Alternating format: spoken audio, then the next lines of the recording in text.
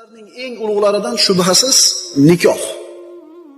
Balog'atga yetgan qiz, yigitlarni nikohlab qo'yishlik ulug' savob ishlardan. Birodarlar, hozirgi kunda uylanishlik oson emas. Yildan yilga qiyinlashib boryapti. Kerak emas urf-odatlar, kerak emas sarf-xarajatlar, bir so'z bilan aytganda isrof ko'payib boryapti. Mana shu ma'ruzalarda eshitayotgan, masjidlarimizga kelayotgan hoji akalarimiz ham qilyapti o'sha narsalar. Shu isrofning ko'pligidan to'y qilish, uylanish, turmush qurish qiyinlashib boryapti. Kim aybdor bunga? Erkaklar aybdor. Chunki topib kelib xotinni qo'lga berib qo'yib, xohlaganini qil deyaptimi? Erkak aybdor. Bu xotinning so'zidan chiqa olmaydiganlar. Oila nima deydi? Oilasida gap o'tmaydiganlar.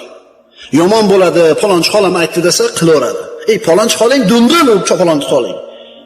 Domlalar aytib turibdi, isrof bu desa falonchi xolaning gapiga kerak. Yomon bo'lar ekan shuna qilsak, yomon bo'lar ekan. Nima bo'ladi so'raydi, aytib bera olmaydi, to'qim aytib bera olmaydi. Oyatdan, hadisdan dalillar aytayotgan payg'ambarlarning vorisi bo'lgan ahli ilm ulamolar gapirsa gapini olmaydi. Bo'lmaydi ekan deydi. Xotinlarning diviziyasi hujumga o'tadi to'y qilayotgan paytingizda. Mana qilmaymiz desangiz, ayol kim yoshda e'tirof beradi? Ayollarda o'sha urug'da taqashadi sizni. Qilasan, bitta o'zingsiz. Tura olmaysiz, yiqitishadi. Agar dinga suyangan bo'lganingizda, qarindoshlar, xush kelibsizlar, mana to'rimiz sizlarniki. To'y qilyapmiz, mehmon bo'lib ketinglar. Pulni men topyapman, bola meniki. Manaqa to'y bo'ladi. Xohlasanglar, mana bo'lmasam katta eshik, devor olmaydi. Desa qarindosh urishlik uzilib qoladi unda deydi. Agar ma'siyat uchun qarindosh urishlik qilishlik kerak bo'lsa, buni uzish kerak. Araq qo'ymasang sen ziyofatingga kelmaymiz deyotgan bo'lsa, yig'ishtirish kerak unga qarindoshlik deydi. Erkaklar qo'ylarga rolni olinglar. Men aytgandaqa bo'ladi deylar. Chunki sizlar eshak emassizlar, pulni topib qiynalib, 6 oy, 7 oy, 1 yil Rossiyada ishlab kelib turib, 3 kunda sarflab yana ketyapsizlar.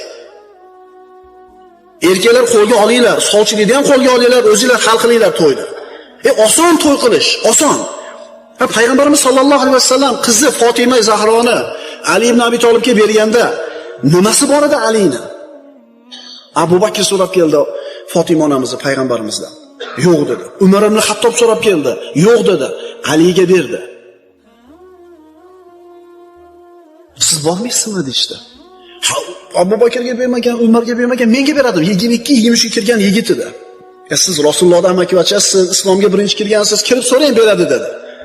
Payg'ambarimiz sollallohu alayhi vasallam oldiga o'zi sovchi bo'lib kirdi. Kirib Rasululloh birinchidan, amakivachasi ikkinchidan. Rasululloh uyida katta bo'lgan. Men shu Fatima haqida bir o'ylab ko'ruvdim deb qo'ydi. Rasululloh sollallohu alayhi vasallam xush kelibsiz, safo kelibsiz dedi. Boshqa gap bo'lmadi. Chiqib ketdi.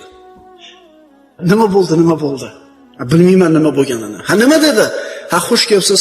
Bo'ldi, qulluq olsa sizga bitta gap ham yetar dedi. Qaranglar, hech narsasi yo'q Ali ibn Abi Talibda. Orada bir necha kun o'tdi, payg'ambarimizdan javob bo'lavermaganida, payg'ambarimiz o'yda turganida 3-4 ta sahobalarga eshittirib, kecha Rasulullohning qizini so'radim. Nima deganini bilmadim dedi. Shunda payg'ambarimiz chaqirib beki dedi. Nimang bor dedi. Hech narsam yo'q dedi. Men hadiya qilgan xutomiya sovut qani dedi, bor dedi. Olib kel shuni dedi. Usmon ibn Affonga berdi, olib borib sotdi, shuni puliga to'y qilib berdi. 2 kilomida 3 kilo xurmoni o'rtaga qo'ydi. Mahriga 400 misqol kumushni berdi. 2 ta jonliqni Hamza ibn Abdul Muttolib so'yib to'y qilib berdi. Ali ibn Abi Talibga Fatima Zahroni Muhammad sallallohu alayhi vasallam siz bilan biz qiladigan ziyofatda 10 dan 1 chiqimi bilan berdi nikohlab.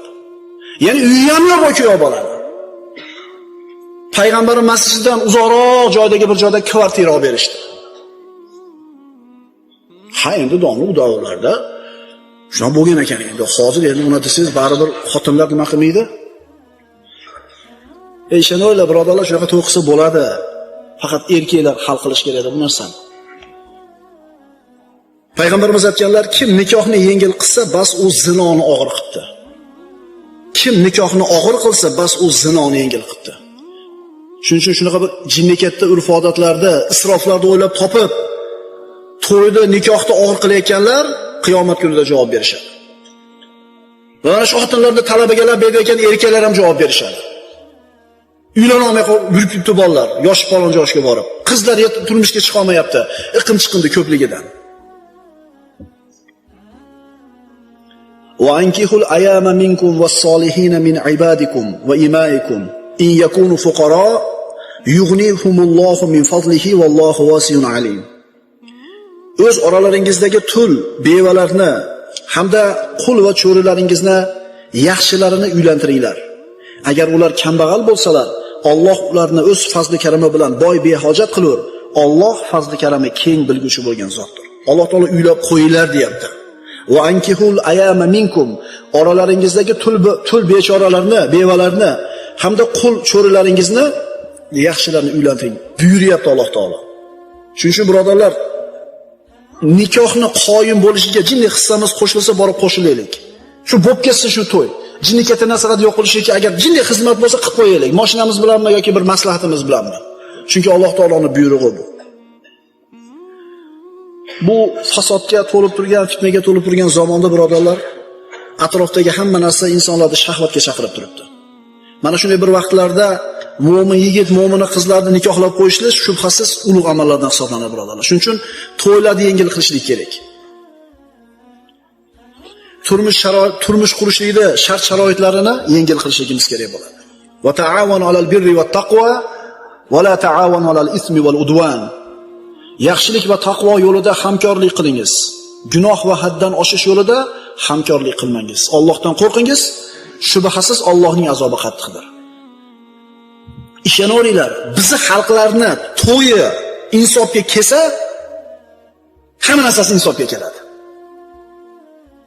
To'yi insofga kelsa, hamma narsasi insofga keladi. Bir yilda bir marta borib dam olib kelgani ham pul oshadi. Bir yilda bir marta bir больницаga, sanatoriyaga borib dam olgani ham vaqt pul oshadi, vaqti oshadi. Faqat u narsaga nimaga vaqti yo'q? Nimaga pul yo'q?